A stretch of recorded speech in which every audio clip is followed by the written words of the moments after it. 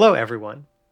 Welcome to another recap of the Hapless Heroes podcast. I'm Francesco, and tonight I'm joined by Dave, Hey. Nicole, Hello. Phil, Hello. and John. Ahoy. Mike couldn't join us tonight, so we figured, it's actually high time we do another recap, especially as things are starting to escalate and get bigger here. We probably should be doing these more often, anyways. So we're going to recap the events from essentially what's happened since our last recap. So we're talking from episode 134 until now. We're just going to keep this kind of like we did last time, just kind of casual, just talk about some things, maybe, expose a little bit more lore that maybe we didn't have a chance to, or things that should be well known at this point, and just kind of bring you guys up to speed about where we are now and where we are potentially heading, and Dave will give us a little introduction on what to expect next. So first, I guess I'll just start by mentioning, right, since the last recap, the first thing the party did was they were sent, the summit of the Southern Kingdoms was happening. All of the world leaders from everywhere in the civilized, world of Teldoria that still exists, south of where the Fall Upheaval and the Crucible Lands and all that terrible stuff is and has happened. We're all gathering to kind of discuss these emerging threats of the undead marching on the lands and, figuring out how to band together and, sort of save the world, so to speak. And the heroes kind of were quickly called upon as the heroes the kingdoms needed, but not necessarily the ones that they wanted. And your first task was actually to try to secure additional assets to, help with the effort to build a airship armada, to, kind of create these defenses and sort of react to now the undead that are pouring into the Southern Kingdoms. And we were sent to find Dr. Hines. Dave did a great job, kind of running that adventure. It was very, it took a lot of different twists and turns. We were given classics like Doppelpopolis because, Dave, give us a little summary, I guess, of that, whole arc. Like we were sent by Chief Executive gave our party a mission. Yeah, because why not have marching orders every now and again? The party has generally been this sort of self-directed rock and roll world tour that just sort of goes where they please and do whatever they feel is necessary. So to have a little bit of externally imposed direction was kind of a fun little thing. And I got to send you up to the Tri-Nation Peninsula, a little area on the map that hadn't really had anything written on it. So it was this nice little blank slate where I could send you off on what was, I don't know, I guess really my love letter to the work of, Dan Povenmire and Jeff Marsh, and Phineas and Ferb, because it's a guy with kids. I've had to watch too much children's TV, and why not inflict that upon my friends? But I felt like there was some, potentially fun stuff to mine there, and it really was. So you guys went up to the peninsula and encountered Dr. Hines, who you were tasked to bring him back, and utterly failed to do so in spectacular fashion, as the hapless heroes are wont to do. It was one of those typical, we succeed through our it's failure after failure after failure until we make it out of there kind of thing. What I'll say too, in our defense, is that while we may not have evacuated Dr. Hines, we did manage as a party to evacuate the populace of this city, which turned out to be far fewer people than we thought, and because most of them were essentially automata created by these wonder children. What were they? Flynn and Fletcher. Yeah, Flynn and Fletcher. Right, and they're these essentially wonderkind, like magical prodigies, who they made an underground city. They literally created an underground city, right? And that was that they had created to protect the actual people who lived in this village above, from the impending undead horde storming in. and we had to convince them that it's not safe to stay here. Like we need to evacuate. And so that became the plan. We had a plan, and I got to make turn a couple of NPCs into the MacGuffin. Yeah, I mean, I guess that's true, right? Because like we actually also completely forgot about Dr. Hines when it came time to evacuate because, well, we had to, as the episode titles around this time would suggest, evacuate prematurely. Yeah, it's kind of like a timetable that only I knew. Kind of game are you one playing? Of those things. D&D. One of the best reveals was that none of us checked the scale of our enemies, and what looked like regular sized zombies that were close were actually titans, like that grave were titans. Yeah, I'm super fucking proud of that one. Yeah, and we've and I guess we've alluded to these and shown these grave titans in a few different scenarios now, like kind of leading up to this, like peppered throughout the entire campaign. Because again, we've been doing this now for almost 5 years. Let's let that sink in, everyone listening to this right now. We've been doing this campaign for over 5 years with a variety of a rotating cast from all the people, because life goes on and a lot of changes in our lives in 5 years. People have gotten married, have had kids, like it's a whole lot of things happening, right? So the fact that we've been able to sort of still find ways to thread these plot devices and these things that we've alluded to for so long, right? Finally starting to tie all that together. It's great because that's what's happening now, even. And yeah, like obviously we can't stay with there's like literally a horde of these titans who are throwing smaller zombies out from their stomachs at you. Like you just like it's terrifying. You need to get the fuck out of there. I think it's also important that like I feel like some of the characters just assumed that we had Dr. Hines with us and nobody took the time to check. And then by the time we were leaving, it was just way too late. There's these massive zombies that we can't fight. Yeah, at least at that time. Well, what was interesting is his tower flashing a light and then like sucked in upon itself. So exactly, his time magic was already unstable because of what was happening. And then I'm sure he kicked it into high gear, and there's no telling whether he was damaged or just simply teleported into another place in time. Right, yeah, because like he did do something sort of as a last ditch to help us escape, because we essentially had built with the help of these like people like Automata that were totally not doppelgangers, Jarrell. They just looked a lot like other people. This was one of those times where Dave, us as DMs like love to kind of just touch on those little character points, and where we cemented Jarrell's sort of hatred of doppelgangers. So we obviously had to start playing into that and just digging into that more. So we had a great time with that in Doppelpopolis. But yeah, so we managed to evacuate, get all these people out on this people mover that we essentially hitched to our airship and were dragging behind us to get to this like village at the shore, crashed through the gates, and loaded them all onto like the ships that the Sea Lords had sent that were waiting to, essentially evacuate these people. And we made it out by the skin of our teeth. Which is crazy. I don't think I missed anything there, right? I'm pretty sure that covers sort of the gist of. Yeah, that's pretty much everything that happened. Yeah, and the only commentary I kind of have there is having Dr. Hines be a chronomancer means that I can punt on anything. Like I can now delay anything to any time.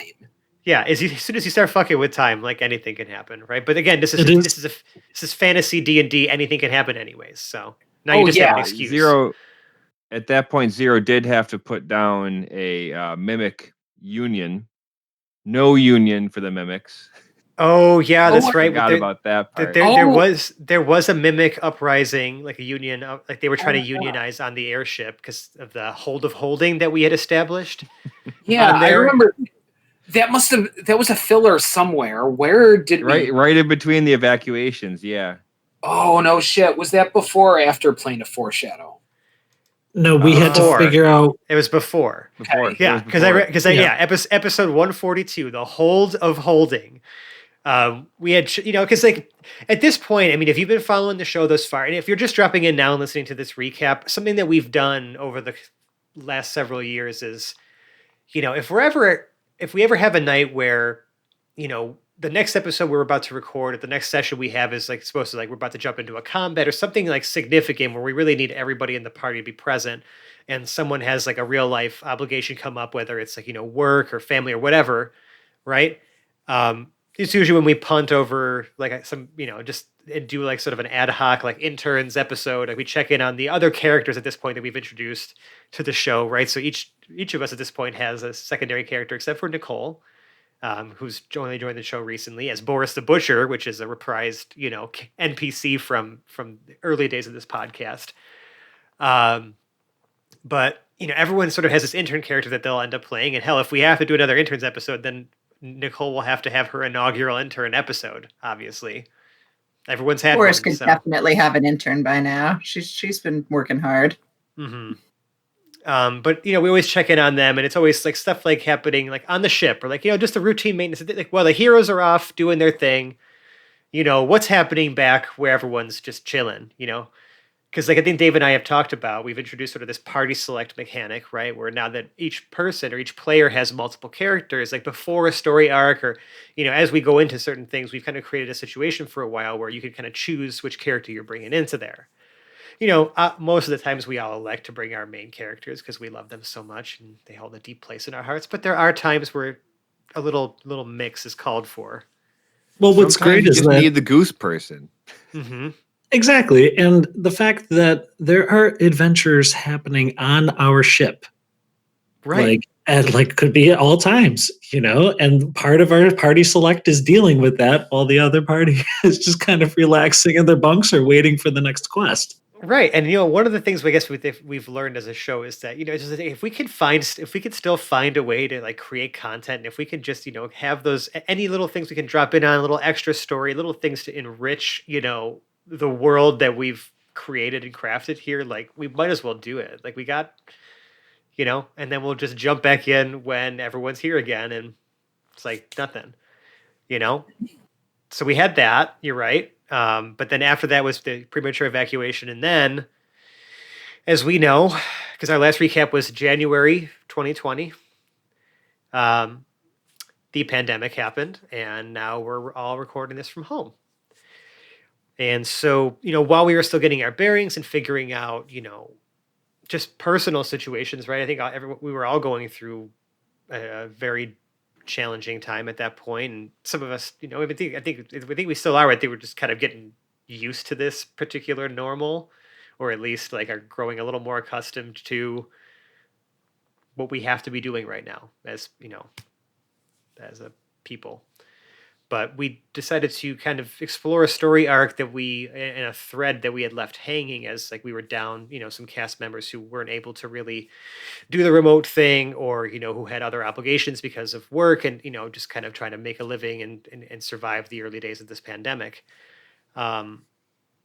We decided to look into what's happening in the Shadowfell, because the last time we checked in on Hondo the Merciless, John's actual technically first character on this podcast, because you joined us for we had a little special, like a little full play special that we kind of peppered in, into our in between our main story things, where we explored some happenings with, well,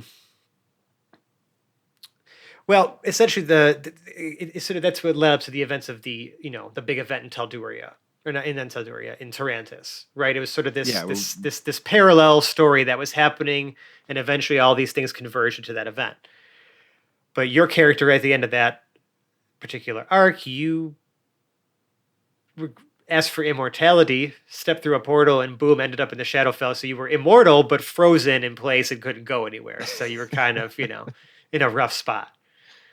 And we decided to check back in on that. So we had, Phil made a character, Malek, sort of the keeper of this, like it's in the Shadowfell. It's like a servant of the Raven Queen. It's pronounced Malik. Oh my God. He's fun. Oh, I really like that character too. Yeah.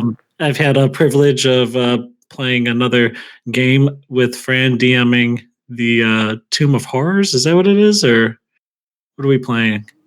Oh yeah, we have a little side game going So for going through Tomb Malik of is Horrors. trying his luck. Really enjoying playing him, and that whole thing was a lot of fun. It was our first time on Roll20, and being in pandemic and having to learn a lot of tech for Yeah. me is a little foreign. I know for people like Dave, John, Fran, like no worries there, but that was certainly a learning curve for a couple of us. I think a number of us had never been on Roll20 before. John, have you? I'm still using it as my dice rolling app. Like I still see Hondo sitting in the corner whenever I get ready to play. And it's because his Just dice are Hondo's still here, at, and I'm. his dice I'm are still at I'm my still- house. His dice are still at my house, and he refuses to buy more dice. Yeah, I already bought dice. So this episode has really taken its own. You remember these episodes, Yeah, yeah. That was the whole reason why we were in the Shadowfell was to revisit your character, and it created 3 other characters. Yeah, and I sort of use it as an opportunity to kind of foreshadow, some of the bigger things to come. Because essentially what happened there was these characters. I think Dave also had like Sir Delum Rook, which was another servant of the Raven Queen. Because I am such a shitty voice actor that I only have 3 or 4 voices, and Sir Delum Rook is my old people voice. I use it for a lot of things. It's somewhere between Sir Sean Connery and Deckard Cain, with a little bit of Bane in there. Yep. There's some Bane. There's some Bane. So we had a great time with that. But essentially, that story was exploring like, some unknown entity was causing a disturbance in the Shadowfell. So Delum Rick was going to investigate it. You guys happened upon Malek in there, who was sort of the steward of this hidden temple to the Raven Queen that was, now being sort of invaded by what turned out to be servants of Ebenezer, who. Now we've talked a little bit about Ebenezer a lot. I wouldn't say a lot, but like we've mentioned him throughout the course of the show. In fact, he was sort of the he's known to be the person who essentially caused this cataclysmic event 160 years ago that changed the shape of the world that our characters live in. And I think Ebenezer is one of, if not the oldest character in the world, chronologically, from when Fran and I really started putting this stuff together. yeah, and so like he's always been sort of alluded to as the big bad evil guy, and then in came Vecna, and now we have these 2 opposing forces, which you guys learned in this particular series of episodes that Ebenezer is actually also working to stop Vecna from essentially taking over, like the outer planes. Like he's sort of waged war on, essentially all of like the deities, and is trying to seize like all this power and corrupt everything because he's just the embodiment of evil. Well, he's affecting existence, not just life. Yep. Because there are things that don't die, and he's finding a way to either imprison it or eradicate it. Yep. If you don't serve Vecna, then you are against Vecna, and you will be destroyed. Right. So it seems it's nice to have those 2 different flavors of evil here too, where you've got Vecna, who's very Saturday morning cartoon mustache twirling evil, which is such a rare thing. But then you got an Ebenezer character who is the hero in his own story, very much so. You just from what you can see in the party's interactions with him, Ebenezer is 100% convinced that he is 100% right, and that's that different flavor of villain, and I like having both of them here. Right. So it's like you have. So it's sort of this: is the enemy of my enemy my friend, or are they just keeping me close until I'm not useful anymore? So you kind of so you learned that there was this agent of Ebenezer, who was essentially trying to steal souls from the River Styx, which was running through this particular underground temple, and use them essentially for whatever Ebenezer's purposes are. And we learned later, after this arc, right, that he's essentially creating these like TikTok looking like automata with these like wispy souls floating around inside them that are essentially like acting as his servants. aside from the undead that are also pouring in, that what he created, or probably just all the people who died in whatever magical cataclysm happened in Ul and all the kingdoms that were north of the Southern Kingdoms before the explosion, and they became the Crucible Lands. So yeah, big opposing forces here. So like at the end of this Plane of Foreshadow, you guys had stepped through a portal, right, that was still open, that this servant of Ebenezer had like brought this horrid looking It was undead behemoth. yeah, like kind of like a behemoth. It was sort of, it's one of the corpse takers or whatever, I forgot what they're called. But essentially it's essentially a vessel that's made of like and stores like people's souls when they die, and like their essences. It's like made of all their body parts, and it has spikes all over it and shit like that. It's a corpse collector. That's what it is. Yeah, because he had the necrotic cookbook. Oh yeah, right. There was that. I forgot about that. Yep, there was a necrotic cookbook you guys found. Hondo's making some undead cupcakes as we speak. What was it that? Yeah. But when you guys stepped through that portal spit you out in the Crucible Lands. Fiery rain from the skies. We find ourselves in a cave. Yeah, you can see like there's like this vortex of like pure energy, like in the distance. You're like in a cave on the top of a mountain, overlooking like just these swaths of undead titans and all manner of terrible creatures. Like the landscape was like spiked and just deformed and corrupted, and it was just a horrible, spooky place. And we left y'all there. The biggest twist was it Zero, who transformed into a potted plant. It wasn't Zero. It was Sir Dallin. No, it was Sir Dallin. Oh, sorry, Sir Dallin Rook. Yeah, my mistake. Sir Dallin Rook was transformed into a flower, like a potted flower. Oh yeah, because of the wild magic that was at. Oh yeah, there we go. There was there's sort of this wild magic field that's sort of permeating magic, especially it seems like deep within the Crucible Lands. Those effects are very strong. And I think the reason we kind of allude to that is because there was sort of this assumption here, like that there's like this knowledge of like these ley lines of magic that essentially are what allow people of Telduria to access the weave and cast spells and stuff. Tarantus, the city that is now gone and was stolen by Vecna, was one of the sources of one of these ley lines that's been removed from this world. So now the only known source of magic is coming from Ul, which is the epicenter of that, cataclysm 160 years ago. So sometimes things are a little funky with magic. Spells don't work the same ways that they used to. They backfire. We saw later on, like Hedrick tried to cast a spell and instead confetti flew from his hands because Dave and I created a D100 table of random effects that is completely separate from the wild magic table.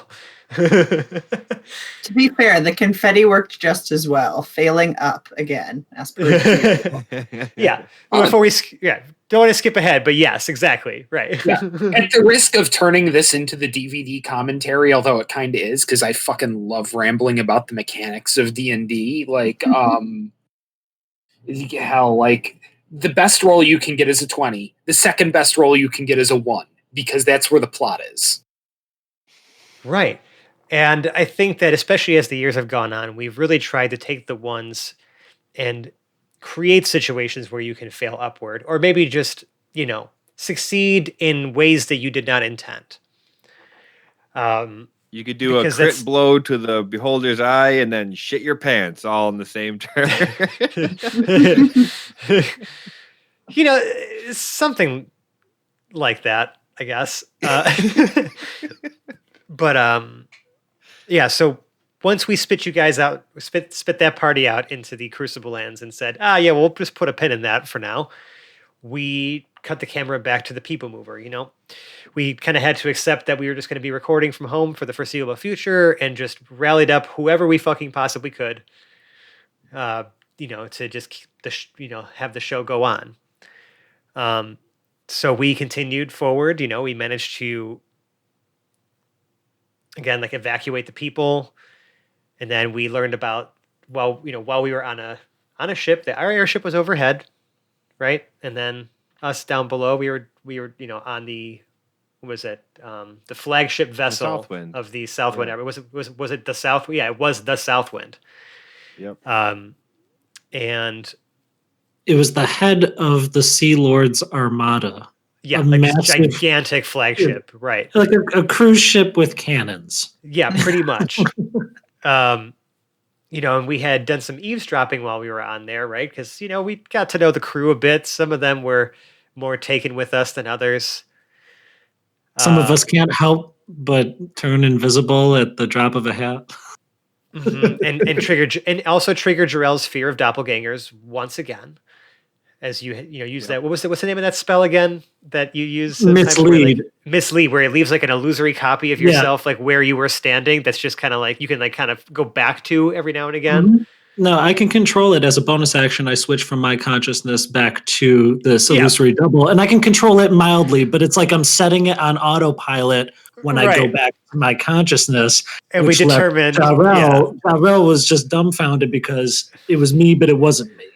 These are the types of right, exactly. And this is a perfect example of the types of adventures we have in between adventures, where it's like even just our idle time, like things happen, things develop, and like we get ourselves either into trouble or learn some really cool shit, or both. Well, Hedrick tried to out Quinn. You've been trying to out Quinn since you've joined the party. Like that's been your arc, dude. Like we everyone sees it. Well, the funniest thing, I chose a bard because at the time Mike was absent from the show, and I thought the bard would be a nice challenge. I mean, I got into this game. I understand how different classes have different mechanics, and yeah, the bard was going to be like a big challenge. And then I just didn't go away. And then now that the bards just kept happening throughout. To be fair, interns and throughout the heroes. To be fair, Quinn is a fighter bard. He's a multi-classed, so you're the only full-on bard in the party. Mm-hmm. I don't want to say too much because I know that Mike's going to probably listen to this at some point, and he's going to be like, he's going to have some words. So be kind.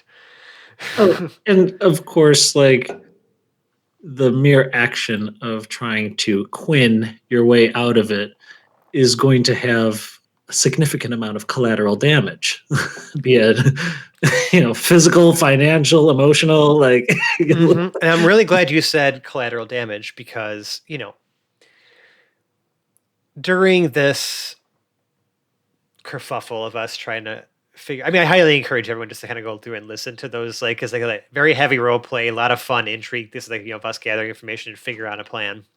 But we eventually kind of learned about this lighthouse off the coast, right? That seems to be more than just a lighthouse, right? There's they're talking about students there. We had Hedrick overheard some jabber about it, made it kind of a point of interest. Well, it was that they weren't taking us straight back to Ardwall to meet up with all of the refugees that we had just liberated from the peninsula. All of a sudden, we're going out to this island that has a random lighthouse on it, and we're on a cruise ship with cannons. What could they possibly have there? And yes, it was whether we like it or not, that's where it was taking us. But we wanted to try to communicate to the airship and see what was going to happen with that. And we were just along for the ride. Yeah, and then we eventually there were griffins mounted on the Southwind as as their scouts or whatever. We managed to ride said griffins back up to the airship and then use our airship to get to the lighthouse because we had seen, I guess, there was some ghost ships on the horizon, right? And that was the first glimpse we had of actual ghost ships and the fact that the undead have found a way to travel on sea. Yeah, they were gross. And so we wanted to try to get to this lighthouse and uncover its secrets before whatever that, evil fleet was arrived. And so I think we did so a little bit. It's hard to sneak an airship, obviously, into anything, but we just got there before anyone else did. If it means anything, by the way, they were Eunice, Bertram, Giorgio, and X were the 4 griffins. Oh, yes. That's right. No, you named them. Of course we did. Yeah. We figure out who was riding who. Let's see. Hedrick was writing Eunice, and Dilbertram was also on there. Felix and Jarrell were on Bertram. Quinn had Giorgio, and Frecken, who I've completely lost track of and need to reintroduce somewhere along the way, had formed a special bond with X. They were both a little nutty. And he was an orc, right? Or a half orc. Yeah, he was something like that. He was the bartender innkeeper guy at that port town whose name I forget that wound up. That we getting smashed sacked. through. Yeah, that we smashed through and wound up getting sacked by the undead anyway. Right. Yeah, we evacuated him with us. Yeah. Thanks for remembering that. Yeah, I actually yeah. forgot what the Griffins' names were. But you mentioned Dilbertrum, and I should just again refresh our audience that Dilbertrum was the we'll call him the stooge, quote unquote Bond company stooge that was sent as sort of someone to monitor and record and report on the activities of the party. Because if you recall, after the airship crashed, when we first acquired it, after the whole events of Tarantus and all that, the party was interrogated by officials of the Darakeen Protectorate, and they decided to send along one of their own to just monitor the party's activities and report back. And his motto has always been just pretend like I'm not here. The party has in the past struggled with that, but has now kind of learned to just accept that they're always being watched. And every now and again, someone will glance over, and there's Dilbertrum furiously scribbling. Quinn is, I think, convinced that he's still writing his memoirs or something like that, or that he's his assistant or something vain like that. But yeah. I hardly noticed him on the Griffin. Yep, of course. Of course. I didn't even know he was there. But yeah, so we uncovered a lot of stuff in said lighthouse. It was very well designed, by the way, Dave. Kudos.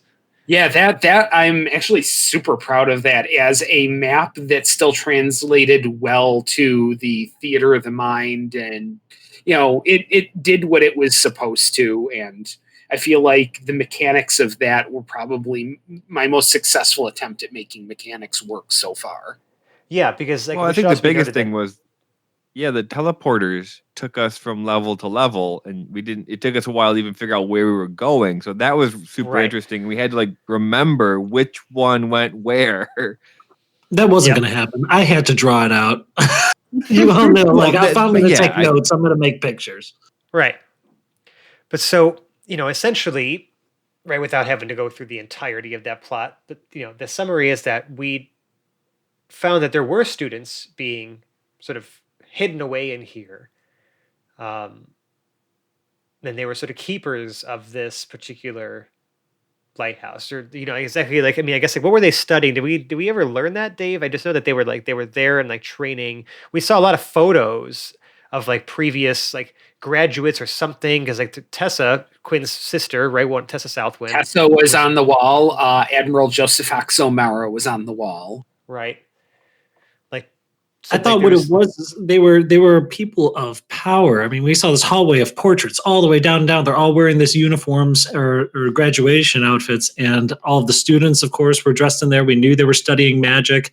There was some sense that they were studying scrying magic, or that there was some sort of scrying issue, at least from what we had eavesdropped. And we just knew that whatever they were protecting there, this power, was most likely what the undead were after.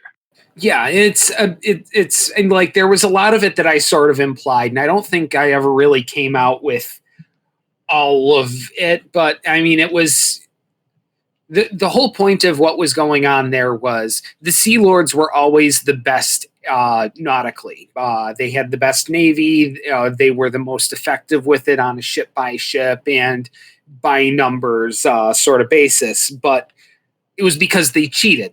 This is how they do it. It's not because, they understand, currents and seas and how to build a ship better than other people. They're probably as good as the next guy. They just happen to, magically augment doing it. And it was mostly the Southwinds, but it was also people the Southwinds chose.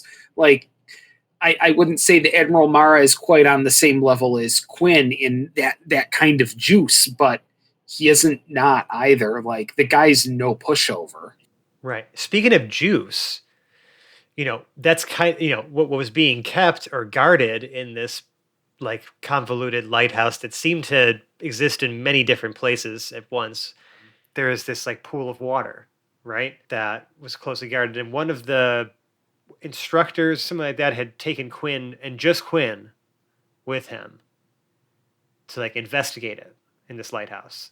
And Quinn drank the waters that were in there, stole some, put some in his flask, and then he was instructed to destroy the rest, tip over the basin, and let it go before those invading undead forces made it to the tower or the lighthouse,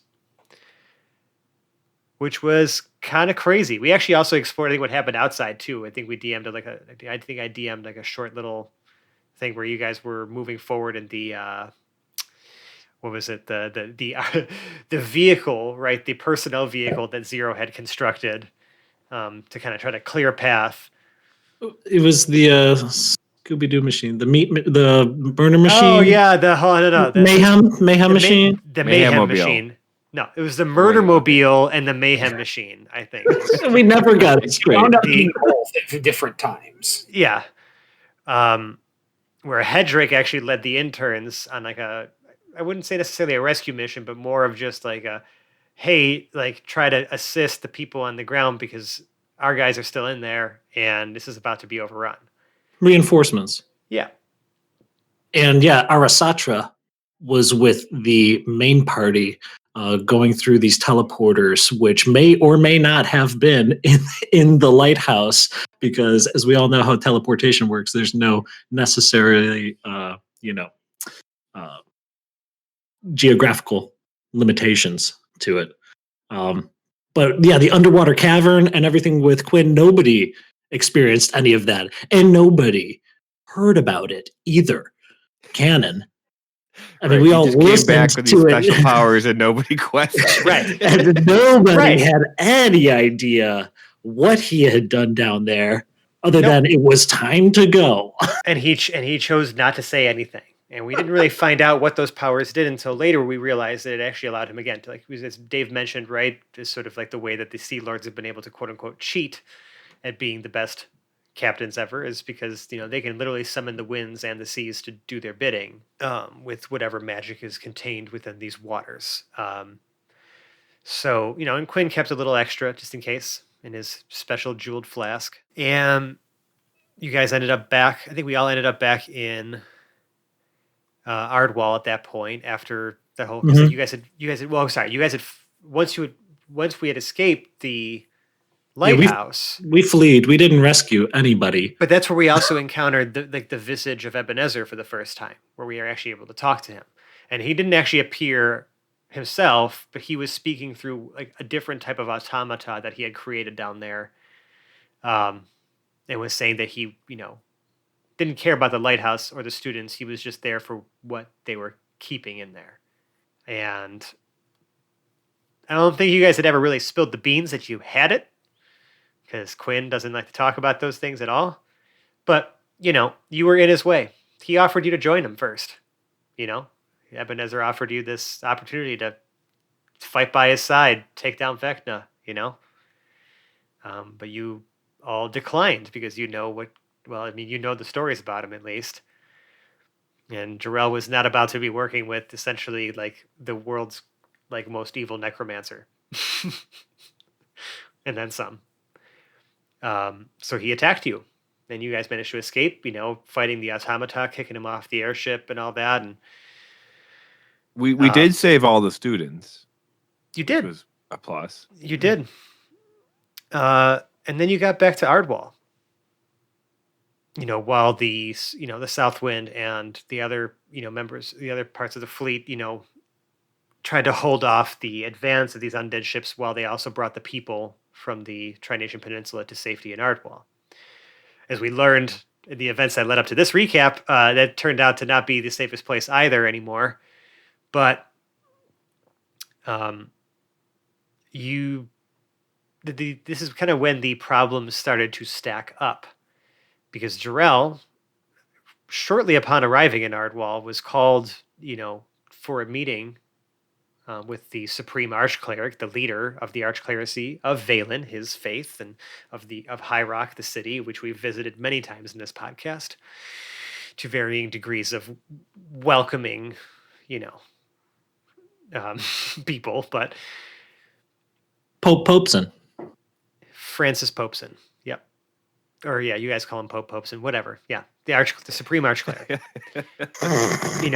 And he told Jarell essentially that, there's some terrible things going on in Ardwall. The temples are collapsing, and like the High Rock, people are in a High Rock. disarray. Yeah, in High Rock, right back home for him, right, and back at this essentially the seat of, the archclericy. While the archcleric was dealing with the events happening at the summit, he tasked you, Jarell, with going to resolve whatever issues were happening in High Rock, to bring order back to the city. And this is, coming literally right off on the heels of the fact that you guys just got back from being attacked by, literal hordes of undead that now can cross oceans, apparently. But And Boris decided to join us at that point. Yeah, Boris decided to join us right at that point. Yep. When you guys were getting ready to shove off, Boris was like, "Hey, I'm coming." I was definitely sneakily listening to that conversation with the popes, and Yep. Yeah. And she had, she kind of oversaw and heard everything. Including some things Jarell might not have heard, which I'm not sure what that is. Yeah, I definitely did private message Nicole something on Discord, and it is definitely something that is still only the knowledge of Boris.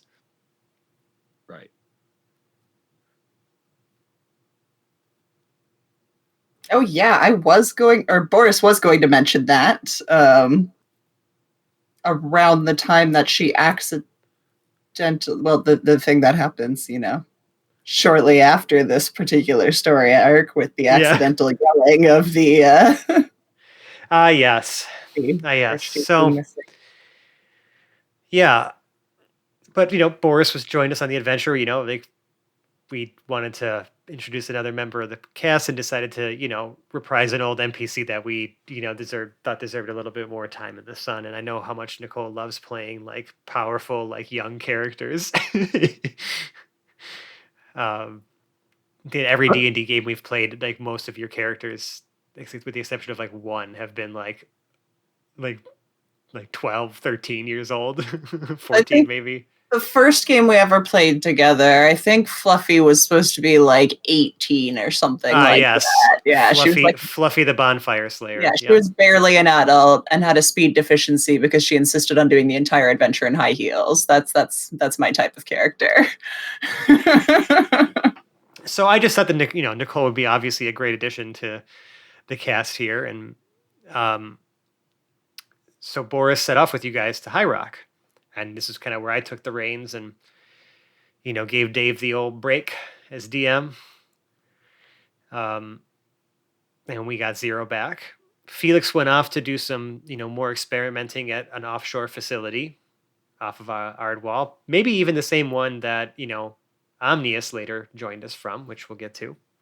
But first, you arrived in High Rock. Place is in disarray. People were going nuts. Temples to the old gods had all crumbled to the ground. Some terrible stuff was happening. Are you just going to skip over our spooktacular special? How could I? Some of my favorite episodes so far. That actually, probably, yeah, those were great. I mean, I'm not saying that for self-interest. It's the spooktacular special. You can't leave that. We only do one recap a year. I was going through the list of episodes and I accidentally scrolled past those. I'm so sorry.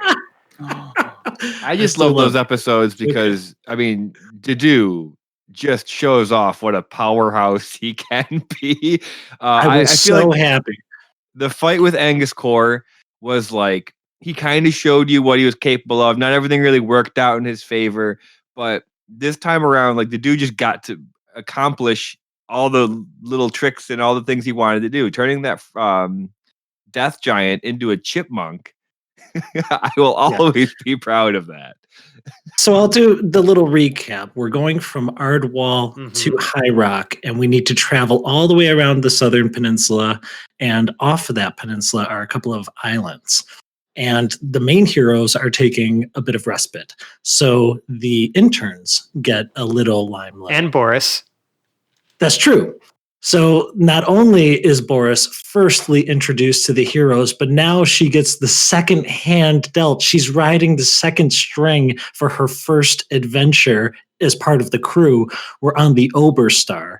And this sea vessel, although not quite used to, Quinn is used to dealing with, it is serving quite speedily to get us quickly where we need to go. And about halfway, we gain knowledge via 3 hags from Scrag, the Troll King in the West, who were recently defeated. And they tell of an agent of Vecna whose lair is residing on one of the islands on this peninsula that we're going to be passing. And they implore us to stop and at least, Quinn is going to have to take some rest from using his powers and traveling across the waters at such speed.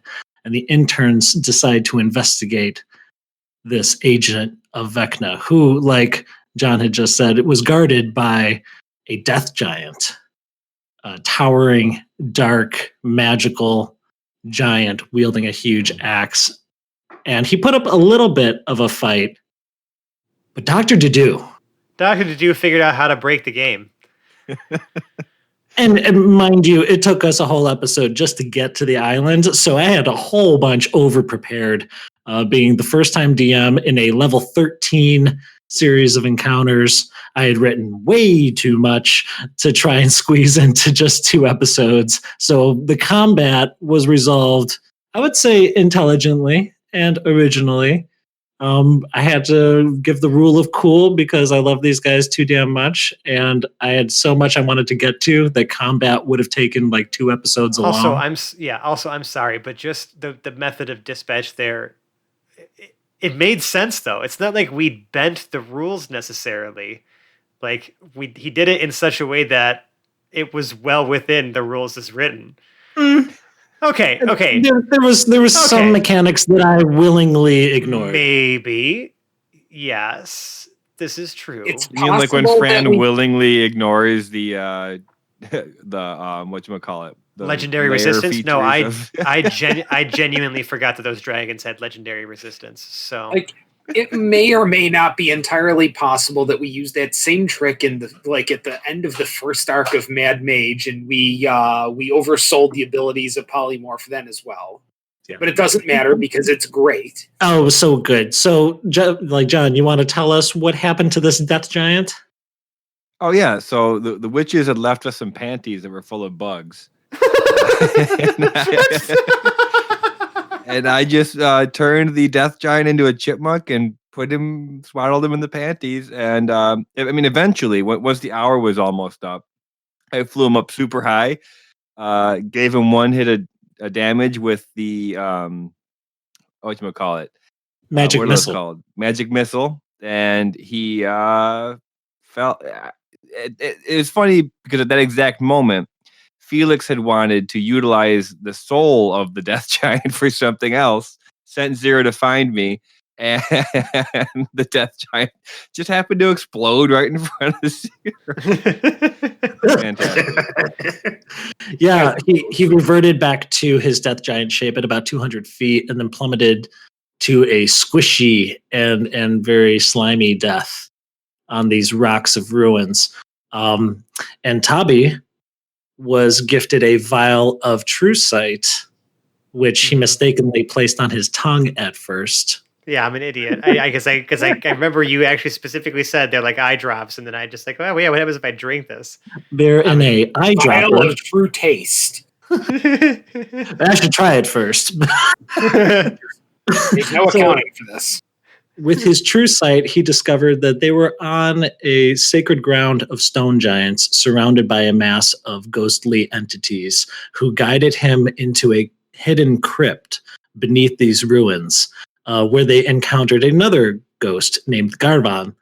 and he sounded a little strange, maybe a little too strange for the heroes, but he told them that he was guarding a vampire. And the vampire had been wounded during the attacks on Scrag, and he had exiled himself back to this island, or should I say, he was punished for his failure. And this lonely ghost was supposed to be guarding him, and instead decided to help the heroes if they would liberate the souls that had been trapped by this vampire. They were the souls of the other stone giants who Tabi had seen up at the surface, who lingered and were trapped because the death giant and this vampire were collecting those souls and harnessing them into one vessel, which was a well. And Dr. Jadu, with very little prodding, I just happened to speedily- have a hammer and stake on me at the time. and, It was in his inventory, folks. It's true. It was. We It did was. some fucked up shit to that vampire. he wasn't at his best. We drove a stake through his heart and then buried him, like literally With a sunk bubblegum that cigar. entire. No, and then we sealed and then filled the coffin with holy water, I believe. Oh yeah, and There's- and Boris did stick a bubblegum cigar in his paralyzed mouth. There's nothing better than a surprise nat 20 when you're staking a vampire. And that was luck. It wasn't just magic on Dude's part on that one. Like, he had the stake and hammer and he rolled a nat 20 and the vampire couldn't do much about it, which was great. But it was beautiful. What a wonderful moment that this dim-witted vampire didn't even get out of his coffin before you put him in his place, and there Staked he will by stay. a goose. I bet you he Although- did not see that one coming.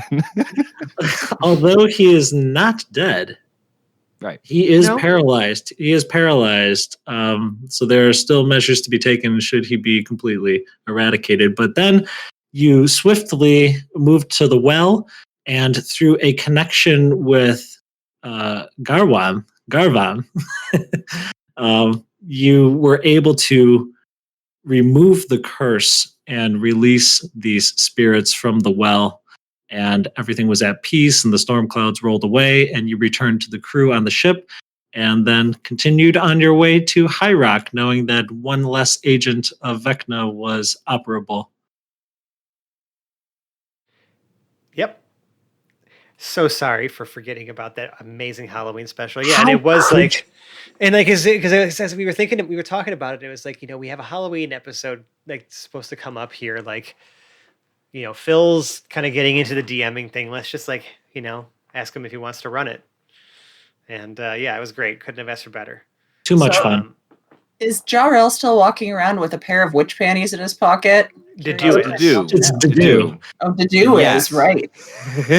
Yes, the little bugs that were in there were actually enchanted candies that reward one temporary hit point for each bug that you eat. Yep. And so he has some temporary hit points stockpiled, although I'm sure time has passed. I don't know if that stands true any longer. He only ate 2 of them, I think. Or maybe there were a couple that were eaten, but there's still a bunch you ate left. a couple. Yeah. Now they're just mixed in with the cocktail sausages. Yeah. Well, that means there's probably a lot more bugs. Do all of the baby bugs also grant No, bonus? because they were like candied like dead bugs. So the carapace was intact, and it looks like a bug, but each one of them was filled with a different flavor, like caramel or mint or chocolate or peanut butter. And they were all different bugs, varying from like a quarter to like the size of your thumb. This is not supposed to sound appetizing. Well, there's a little bit of crunch, a little bit of bitter and sour from the outside Gross, textures. dude. I'm done. And then the inside was like a truffle. It's like a reverse chocolate covered cricket. Okay, those are real. This is chocolate stuffed crickets. Fair. Anyways, yeah. So after that, we did finish the sailing to High Rock.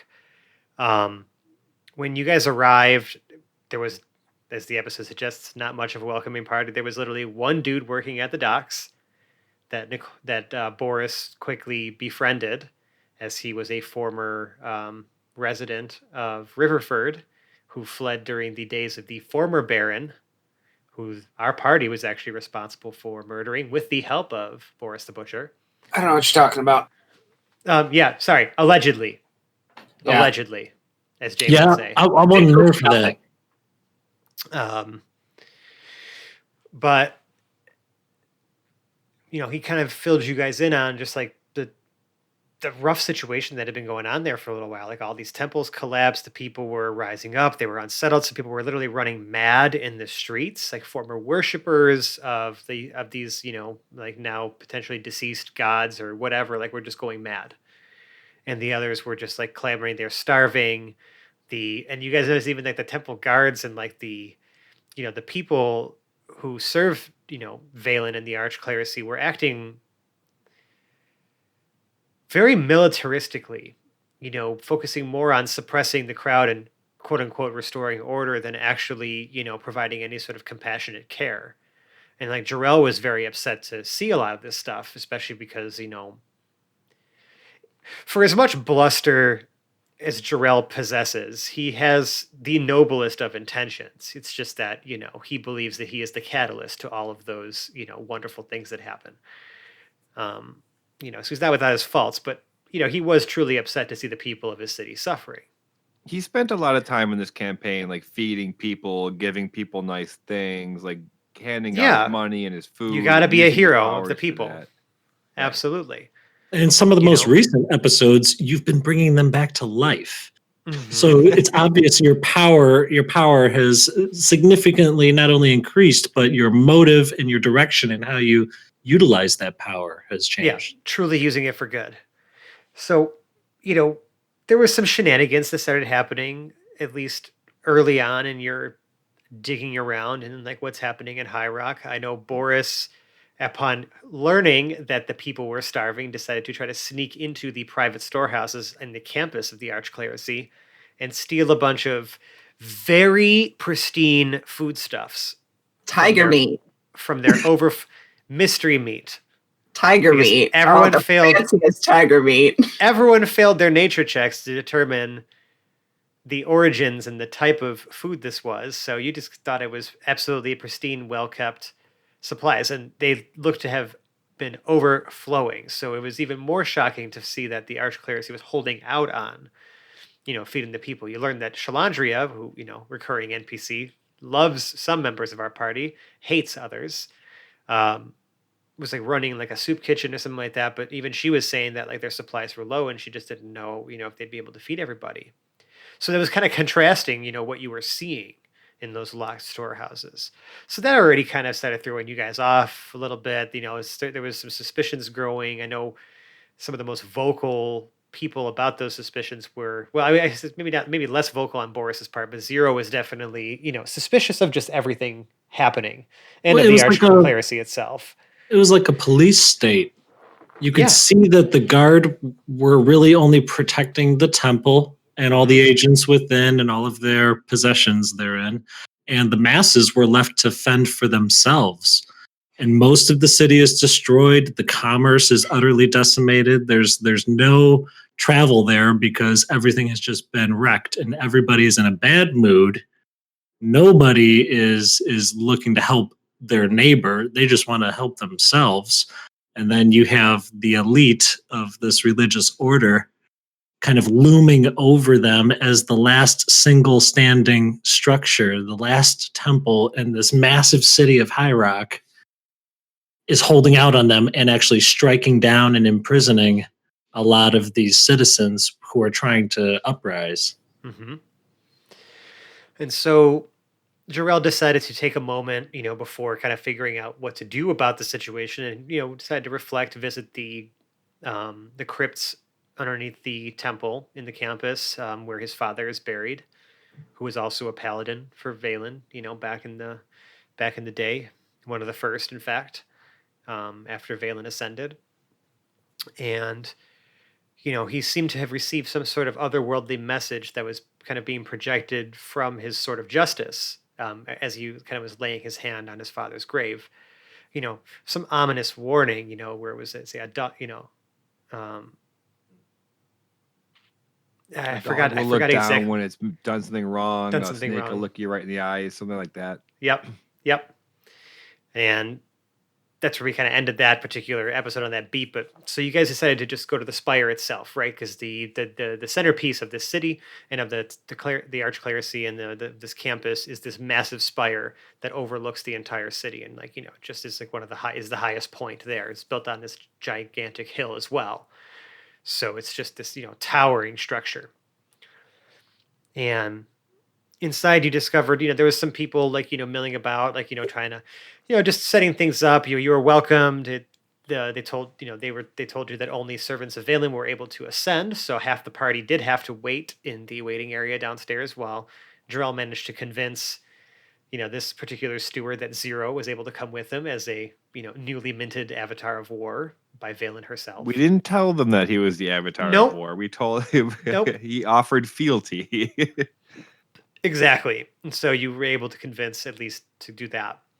But while you guys were kind of climbing up the spire and, getting a lay of the land, the Boris, Hedrick, Quinn, we're noticing that some things downstairs seemed a little off. Like the few stewards that were down there were repeating the same actions over and over again, almost like on a loop. They would react briefly to our interactions, and they would bring us whatever we wanted, like food wise and snack wise. We were just in this lounge waiting room on the first floor while our heroes, the paladin and Zero, the fighter, are going up to speak with the head of the order, the acting, supreme archcleric. The acting archcleric, while Popeson is away, and his name is Bronson. But as soon as these workers would attend to us, they would go back to their menial task. And shortly after, like, Boris made the connection that if there's a mess, they're going to stop what they're doing and just clean up the mess, and they don't ask questions why. And it was clean hard. So the way that Boris achieved this was by taking one of these sacks of corn that she had stolen from the storehouse and had put into her, her vest of like many pockets, and threw it into the fireplace. And popcorn started just like flying everywhere. And the stewards rushed to clean it up and this and that. Like, there's this chaos ensuing, and Hedrick was like, I'm going to try to sneak upstairs. Yeah, so he tries to turn himself invisible. And this is where things get fucky. Because magic was not going to occur as it naturally would.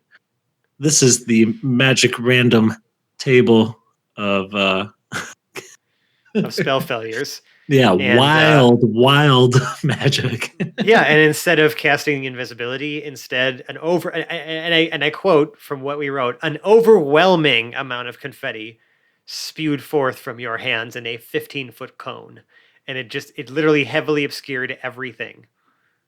I mean, it was flying out of my sleeves. It was like big stage act front row confetti machine blasting out of my sleeve. Like think confetti cannon meets super soaker. Yeah.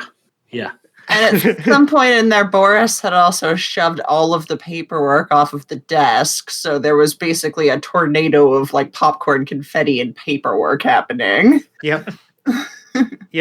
And while not necessarily achieving the desired result, it still kind of ended up the same, where there was enough of a distraction for Hedrick to try to sneak upstairs. But again, like we had mentioned in the episode, many of these doors didn't even have handles. They just kind of reacted to touch based on potentially, fealty to Valen or whatever, they had said, or whatever the stipulations were. But, Hedrick uttered a little oath, of fealty, and the door opened for him. And everybody started making their way upstairs. Because unbeknownst to you guys, there was already things boiling over on the top floor of the spire when Bronson was confronted. You guys were, met with some, while the top of the spire was, it was very high ceilings and rafters, there was sort of this image of like outer space, like sort of projected over the rafters, almost like, just sort of had this very mystical feel in there. And there was this orb, sitting on a pedestal, on a dais, just, where Bronson was like standing over it. And, he welcomed you in and began talking and saying horrible things to Jarrell about how he was a disappointment and, just really kind of belittling you. and said that he could do better. And he summoned forth from a room behind him a doppelganger of Jarrell, and Jarrell had to essentially fight himself. And he had, Bronson had put you guys in some sort of like magical like cage of some kind, where you're surrounded by this sort of miasma of like, like imagery of outer space and galaxies and stars and stuff.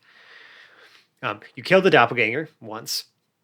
You saw a vision of Vecna holding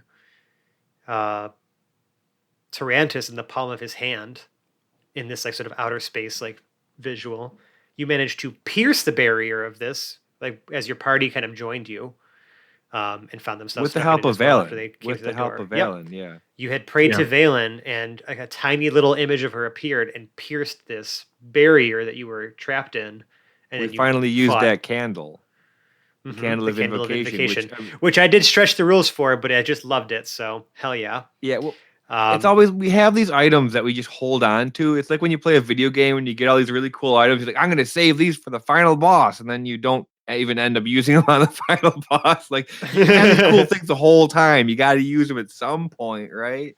That's right. So That's absolutely that's what I was right. trying to do with that. Yeah, the flame of the candle like turned into like a mini visage of Valen, and she like took her flaming sword and just like pierced this little bubble. So you confronted Bronson, who raised the doppelganger from the dead. I was going to say, Hedrick tried to cast a spell to cure wounds on Javril while he was inside that space dome, and he went blind. Yep. Oh, Yeah. yeah. The spell backfired again, and he went blind.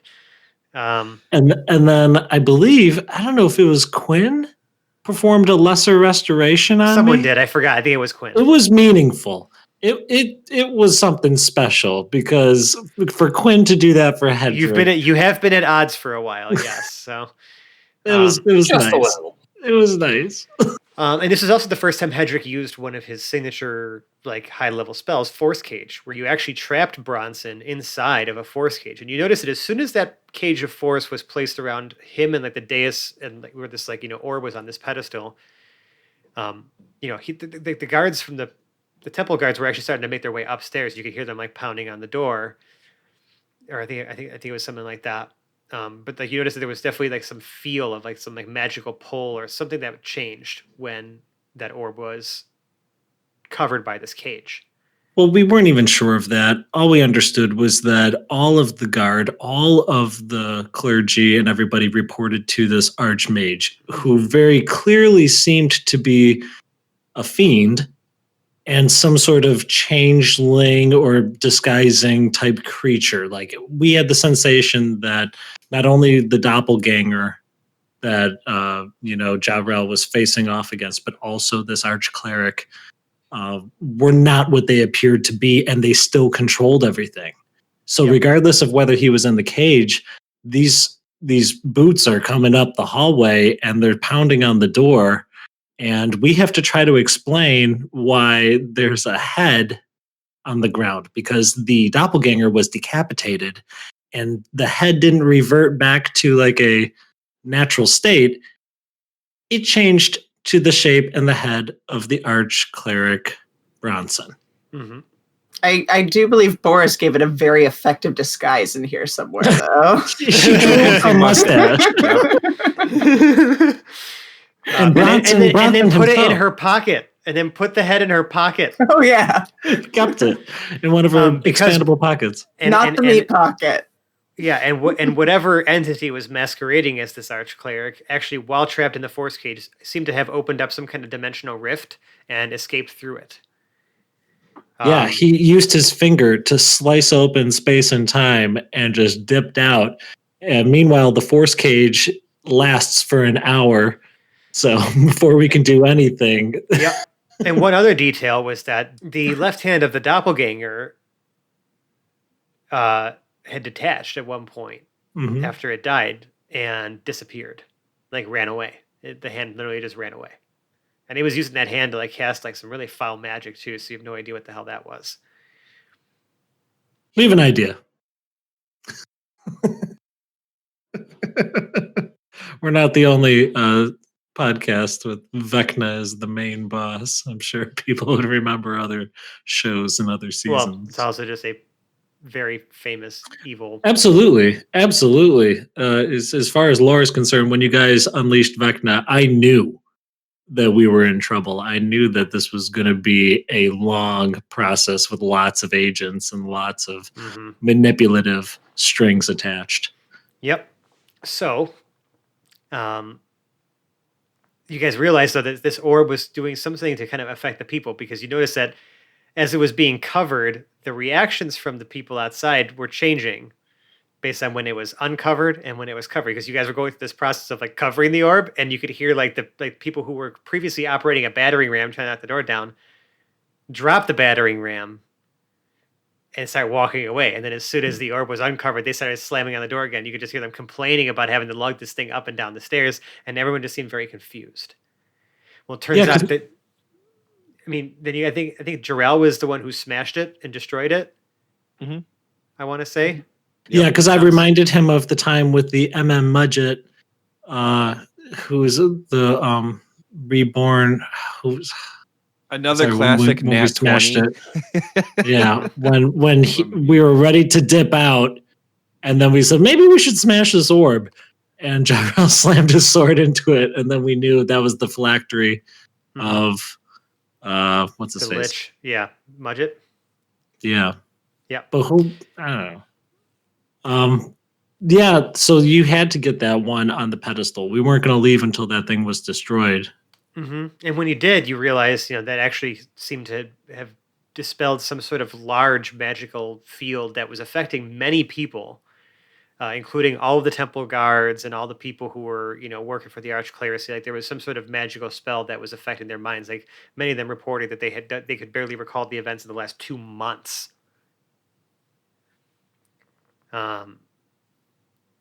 So while that was at least mildly dealt with, Hedrick disappeared briefly, and the Omega Project scientist Omnius appeared for a couple episodes. One of our patron donors, Joe, he donated at a level where we brought him on as a guest on the podcast. So thank you, Joe. So we had a little fun with that. We had a swearing in ceremony for Shalandria, who was named the acting archcleric. And some fireworks. Now, hopefully, she holds us in a little bit more high regard. Doesn't just remember us for all the bad shit. Probably not me though, because at some point Boris slapped her in the face with a stake in there too.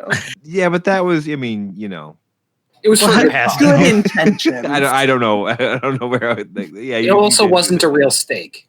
Yeah, I forgot to mention that, right? All that food you took from the storehouse was also an illusion, right? Because as soon as that magic was dispelled, it all just like dissolved into some like goop. Yeah, Hedrick and I think there was a process to that, wasn't there? Didn't like we had done that originally while the orb was still in existence, if I remember correctly. And then when you uncovered it, it all just came back together into one gigantic blob of like meat and grains. It was disgusting. And then as soon as you covered it again, it just melted into a puddle of goo. Yeah. And Shalandria seemed disillusioned about the whole thing. She had no idea this sort of manipulation was occurring right underneath her nose. Hedrick tried to make a good impression on her as best as he could. He wasn't flirting, but he was as close to the line of flirting as he could get without being, inappropriate. But he knew, like, the fact that Javrel and Zero were both tied to, this great, powerful, deity, and she was would seem to be like a shining example of this servitude. And someone who could buy you some goodwill. Certainly making the right kind of friends is in everyone's interest. And if somebody's going to do it, Hedrick's happy to be the face. Yeah, and that friendliness was almost ruined again when the fireworks were set off as part of the ceremony, and no one in this world has seen fireworks before, so they thought they were under attack. And that panic quickly turned to laughter, though, once they realized what was happening. And Omnius was like running the hell away from the scene. It was wonderful. Oh, it was so good. But in this time, like the fact that even the reason that Omnius was even teleported there to talk to you guys was because he was there to tell you essentially that Ardwall was under attack, and all the world leaders were in danger, and the Supreme Archcleric was missing. And then Boris decided to blurt that out while you guys were in the process of calming down the crowd, and addressing them, telling them that they have a new acting archcleric. And as Always soon as helpful. their joy immediately turned to terror once again, as Boris was like shouted at the top of her lungs, "The Supreme Archcleric is missing!" And yep, that's what happened there. So then Jarrell had to calm down the crowd again. It was just persuasion roll after persuasion roll for like 2 episodes, 3 episodes Yep. straight. And you guys essentially had to leave the problem that you barely fixed to go solve a much larger problem. In that, literally all of the leaders of the world are in danger and being attacked by some unknown forces.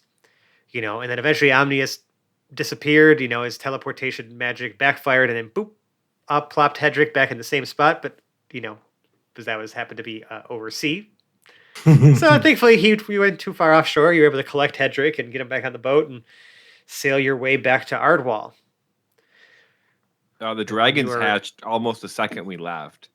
Yep. And these wonderful dragon eggs you guys have been holding on to for so long. This Chekhov's gun that has been sitting on the shelf for quite some time. Pretty much since Hedrick rejoined the party, because that was the Cloud Giants, that was the Dragon Run. So these are white dragons. Yep. And now you have baby dragon hatchlings, which you guys tried to train. The next couple episodes were basically how not to train your dragon. And we were great at that. And Zero got the blowing up some experiments. Yep. Yeah. And this is, and you can kind of sense this is where the plot is starting to turn as well, because the pace quickens and events come faster than we can resolve them now. One thing is on top of another, is on top of another, is on top of another. And even before we can fix these things, stuff becomes irreparable, which is coming up, and then we're shunted away from it to not even be able to do anything about it. Correct. And so speaking of irreparable, so when you guys were on your way to Ardwall, first you were, there was that ominous sort of those lights on the horizon, right? That actually turned out to be friendly, and were ships from the Omega Project coming to deliver they were shipping a weapon, a cannon to be mounted to the airship, an arcane cannon, of the same makings that, were the ones used by Project, was it 11? The one in the mountains, that gigantic cannon that was going to fire into the Crucible lands. Yeah, that sounds right. Yep. Mm-hmm. As well as some gifts from Omnius. And as a little aside, he had private messaged me after his 2-episode stint and was like, hey, just, one last thing, have some parting. I wanted to make sure there's some parting gifts for the party. So he left you guys a crate of the custom arcane grenades that he had created with a 64-page instruction manual on how to operate them. That's mostly just his ramblings about how cool they are. It doesn't really tell you much about how to operate them. Yep, or what they do. Just that they all vary, and you can set them from 5 seconds to a minute in increments of 5 seconds, and each option does something different. Or at least that's what's implied, because we only tried 2. And as well as a replica of his, what is it? Mechanical hellhound. Artificer's pet. He has a mechanical hellhound, so he gave Boris a mini one that is very low functioning, which she named Originally, but right. Later, Yep. And it's, does not seem to be the most intelligent mechanical creature that you've ever encountered, as it seems to only be able to mimic the rough of a dog. And when you tried to figure out what operating modes it had literally one, and that was puppy.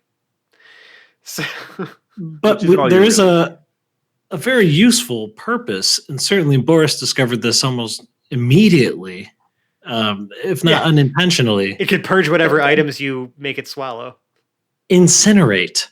Leaving no trace, no byproduct, no waste whatsoever. It just fires up and it's gone. Yep. But these grenades, we tried three of the steps. 5 seconds was a small arcane pulse that dealt some pretty decent damage. The 60-second, the first one was a small nuclear blast. It was the very first test that we did in a barrel. Oh, sure, yeah. Quinn is flying, he's at the front of the bow and we're blasting across the waters here. So we get a nice safe distance. And even with that, the 60-second interval in a barrel, we felt the shockwave of this thing like from so far away. So we immediately, that was our first experiment, was trying the heaviest setting it could do. And it's quite destructive. And then it caused later on, we end up... it caused Hedrick to rethink the bandoliers he had just made for the grenades. The potential of an entire crate of these would be massively destructive. It wouldn't just destroy whatever place you were at. It would affect you the have planet. you have to move a lot of things around in them to actually set them to these particular options. So there's a lot of fail safes in place, but yes, effectively these could be very dangerous in the wrong hands. So yeah, you did some experimenting just on your own, and then shortly after were attacked by ghost ships as you started to approach, Surrounded. Ardwell. Well, before you were surrounded, you were starting to be headed off by 3 of them, and you actually tested some of the grenades on those ships, and definitely got some good results in the field there. Cluster bomb, 10-second cluster bomb. But it seems like as bravely and as valiantly as you guys had fought in that combat, in that sea combat, it was our first time really exploring the mechanics of like sea vessel combat too, which was pretty cool. I've always wanted to do that. You ended up, essentially sailing right into the heart of the undead fleet, and at the center is a massive flagship that was, housing the visage of Ebenezer. And in the backdrop, all you could hear were the sounds of cannon fire and people screaming, and you can see the glow of fires, beyond the fog of war, because Ardwall is burning, and this fleet stretched out further than you could see. There was not a friendly ship in sight. And Ebenezer sought one thing, and that was the power of whatever Quinn was in possession of, because it seems he had gotten to wherever this power was being stored and found someone had taken all of it and destroyed the rest. And the last people to be there were none other than you, fine people. So the fact that he detected some remained, because it was a large basin the size of like a surfboard, and that was knocked over, but the amount that's held in a flask is, I don't know whether it's a sip, several sips, whatever the case was. He knew that the source was destroyed and a signature still remained that it existed on this plane, and he just traced us right down. It's a reasonable assumption to make. And he was there waiting, and he made another offer again. You guys, he said, either give me what I want, or I will take it. And then he decided to produce an imprisoned Tessa Southwind, much to the dismay of both Quinn and Hedrick, who Hedrick has had previous casual relations with, in the past. I think that one side definitely has more feelings than the other in that regard, but some would call it one-sided. One would probably call it no-sided at all. But he had, Ebenezer alluded that, he could just rip the power straight out of Tessa instead, and was just giving you an easy decision to make. And instead, let's cut the pain and the suffering here and just give me what I want. You have it. So there was a lot of very tense discussions there and some negotiating, and eventually Quinn offered himself up instead. And Boris, wearing the robes of the captain, that she broke into his quarters and wore his casual stuff. The flask was actually for 3 straight days, so his very smelly at this point robes. Yep. The flask was in those robes the whole time. So now, once Ebenezer had Quinn, he started asking him, okay, where's the flask? Where is it? And Boris, now knowing its significance, just decides to drink the entire contents of said I mean, flask. So maybe Boris didn't really know the entire significance. Like, Boris isn't aware at this point that this entire basin's been knocked over and that this is like the last remaining droplets of this. Like, all Boris knows is that this is an important flask that this evil dude wants. So she. Because being how could you Boris- possibly know these things? Because a certain Quinn can't possibly pass this information along to the rest of the party in good faith. Because why do something like, oh, yeah, that's why. It's his bond and his flaw. Yeah, I gotta say, we're just chugging the flask was this. It was an all-time power move. I loved it. It was just this great way to. We all kind of knew what was going to happen, and then it just sort of just sharply turned the entire plot 90 degrees. Yeah. So what she happened was when? just trying to help. Yeah. So what happened when Boris? Fantastically so. You did though, because after you drank it, you immediately felt sick. And vomited out a tsunami. Yep. Boris drank this. So yeah, as soon as Boris drank and vomited all of this stuff out, it created this massive swirling vortex of like water and wind.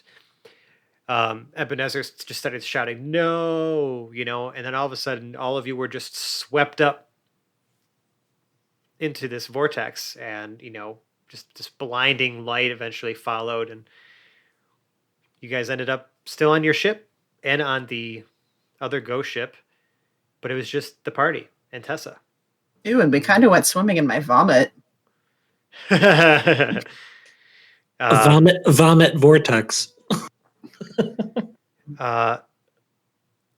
And you entered the realm of the one and only Caesar Southwind. Seaczar Southwind. Essentially the what's the word for it? I guess you could call him sort of the throne world of this particular like demigod. It's essentially it was essentially what he explained as he appeared to you as this gigantic sort of like merfolk type thing, like almost like the genie from Aladdin, but like a sea god. He explained to that you were right in a realm between the elemental planes of water and air, and it was sort of his like throne world, right? And that the Quinn and Tessa were the first of his quote unquote children, those born under the south wind, under that sign, to actually ever travel to his plane. He explained that this magic that was used from these waters was literally summoning the elemental and the planar vortex, and that it could effectively be used to transport you to other planes of existence. And we also know that one of the things that Valen said to Jarrell in this time when he was actually able to communicate with her again, he has this helmet that allows her him to speak with her. She tasked him with finding a path to ascension so that he can help, in her battle against the forces of Vecna, in the outer planes. And that's kind of like the adventure we're setting up now. So, Caesar had asked, who amongst the party would, be able to essentially wield this power. He really only saw two candidates in, his children, essentially, in Quinn and Tessa. Tessa elected to be sent back to help her people in the siege in Ardwall, but Quinn made the decision that actually the power maybe should be given to Zero, since his body actually might be able to withstand whatever forces happen when summoning this powerful magic. And I do feel that Quinn made a bit of a mistake in not choosing as this vessel. Just a fucking mechanical puppy that is like you push a button and like it summons a portal. Jesus. It almost happened, folks, but unfortunately we went a different direction. But so what one would assume is programmed for loyalty. So supposedly that would be a retaining factor. However, the intelligence of Yep. that creature. Mhm. But so Zero decided that, he bestowed wielded the power and, summoned the vortex, and you guys are now being transported to worlds unknown. So, we're kind of left now wondering, A, where this portal is going to spit the party out. B, now that Dave's taking over, how the hell's Felix going to get here? C, we know that there's like some time dilation stuff that was explained by Caesar as far as like, living or like existing in the inner and the outer planes. Time will pass differently here than it will, on Telduria. So effectively, it potentially means that time is paused. So while this horrible, attack, this, that you were too late to stop, is happening, there may potentially still be a path to either undo it or come back more stronger than ever to repel it. That seems to be at least the inference of what's about to happen here, but we don't really know. So I guess I'm going to ask Dave now, as we kind of reach the end of this recap, like, what can the people, without spoiling anything, obviously, right, or telling us too much, what can the people look forward to in the coming weeks? All right, so in the coming weeks, we've got this really awesome new clean slate of places. All of the previous locations have been sort of wiped off the table, and now it's this brand new uncharted territory. I'm super excited for this. I've never DM'd at this high of a level before, and I've never DM'd anything in any of the planes, so it's going to be a real new experience for me, and I'm just super excited to try to explore the edges of this, whether it's metaphorically or, we literally get to the edges of the planes or something like that. Now, as to where we're going to go, I got a list of plot points I want to hit, and they're probably nothing like the list of plot points everyone else wants me to hit, which is right where I want to be, really. It's going to be fun. I don't want to go too much more in depth with that, because, we're going to start hitting spoilers in a darn hurry, one way or the other. But yeah, we got to get out of Caesar, and for some reason in my brain, I had it as Salazar Southwind. But no, It's Caesar Southwind, because I'm a little too much Harry Potter on the brain or something. Also, as you as you messaged me earlier, you called him fucking Salad Bar Southwind, and I was dying. Yep. I was dying. Salad Bar Southwind. Sneeze guard Southwind. Old Daddy Southwind. Oh, God. We go. Oh, jeez. It's so good. It's so good. Yeah. Anyways. So it's still going to be the same batshit wacky tomfoolery, just in, new and interesting locations that may or may not follow the same physical rules as the other places you've been. There's going to be, the outer planes are places of absolutes, wherever on the alignment chart you wind up pointing, because these are all places that are aligned with alignments, for lack of a better term, and to varying degrees. So whenever you get to these places, it's going to be like the realm is going to be an absolute reflection of this really narrow philosophy, and each of these places can turn it really cool once you start seeing those and messing around with that. Ooh, that's exciting. Okay. I'm like really stoked for this. So yeah. For all of you who thought the end was coming soon, the heroes now operate in a space between time and space where this could be episode 2 or season 2, in and of itself. No. Because we don't want to drag it too far. Like, I could take this for a long way, and I want to take it for a long way, but not like a long way. And it's, I know that's not really going to make as much sense in print as it would in voice, or vice versa. I'm not really sure, but there's some nuance that I want to take this a while. I want to explore this space, but I don't want us to get bogged down here either. I don't think that's going to happen. You guys don't let me get bogged down. No, and we have alluded that, we've been doing this campaign for 5 years, and we are trying to, essentially, right, all roads lead to the end. Yeah, but a year ago, we called the last recap the beginning of the end game, and we see how far that got us. But, we are entering the end game. now, a year later, we're entering the end game.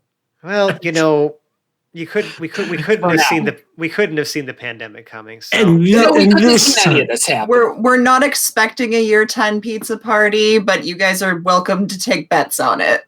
I mean, this current campaign is not going into year 10, but I mean, I'll still probably be doing it because this is fucking great. right. So I just look forward to some high level tomfoolery and some crazy planar mechanics. Like I'm genuinely stoked. And we're all actually going into this now at level 14, so very exciting. Yes, we are.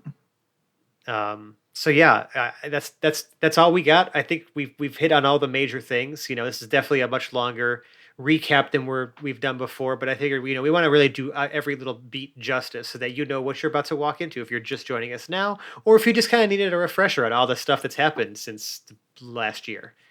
yeah. So that's it. I guess nothing left for me to do besides tell you that if you like us, you can find us on the internet. We're on such places as Twitter and Instagram at Hapless Heroes, or just look for us on Facebook and Reddit, just look for Hapless Heroes Podcast. But really, those places will point you to the crown jewel of our internet presence, which is our Discord server. You can come in there, talk about episodes spoiler-free, because we have, spoiler tags and all that stuff with all the text formatting that Discord offers, as well as just any other discussions. Tell us how much you love us, or talk about your furry animals at home, or whatever it is. I don't care. Just come join our community. We've had a lot of new members recently, and just love hearing from all the different people in our community. It's just wonderful. Really puts the wind in our sails, And if you really want to put the wind in our sails and tell us you love us, you could leave us a 5-star review on the podcast service of your choice, or just shoot us an email at haplessheroes@gmail.com. Tell us what you think of the show. Say some nice things about us, and we will say some nice things right back to you on the air to tell you what kind of 5-star human that you are. Now, if you really, really like us, you can donate to our Patreon. It's patreon.com/haplessheroes. We have a wonderful variety of rewards, everything from bloopers, behind-the-scenes content, Hedrick's recorded a cappella songs. We're even going to be potentially dropping very soon a little mini series of things at I think that's our $5 level, just like where Hedrick in character interviews other characters, from our cast. So, keep an eye out for that, just with those little quips, and I'll be adding those as we get those recorded and whatnot. But yeah, patreon.com/haplessheroes. Check it out. So, if you like us, I don't mean just, kind of like us or anything like that, but I mean, like, really like us, like Sally Field and or the whole deal. Probably the whole deal and Sally Field. Don't, skip the or, just the whole thing. Look, lots of people want to try to tell the future, right? There's all sorts of different ways, and runes, dice, all that sort of stuff, but we're going to go a little further, and we're going to go a little stranger. We're going to take this concept of reading tea leaves, and we're going to take it to the next level. So if you really, really like us, get a box of black tea from the store with 100 tea bags in it. Rip every single one of those bags open and just dump that powdered tea crap on the table. And start chopping it into lines and snorting it and see what kind of visions come to you. This is not actual advice. Doable. It's slightly less illegal than some of the things we've done. I don't feel bad.